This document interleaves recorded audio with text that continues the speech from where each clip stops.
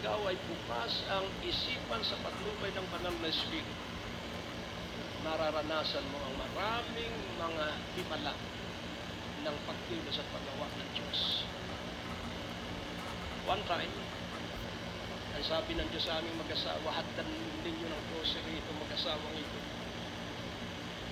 San Pablo City, mag-asawa, kapatid ng isang magagawa na kaibigan namin. Pumunta kami sa isang subdivision, dala namin yung grocery item. Umiyak. Wala na raw silang makakain. Ano? If you are sensitive every day, nakikita. Kaya kami hindi kinakapos sa grocery.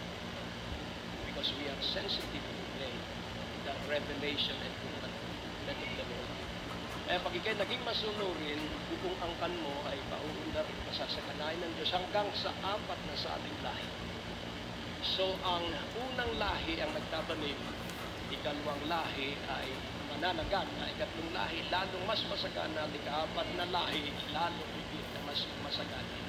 Amen po ba? Kaya nais kong iyong makitang mabuti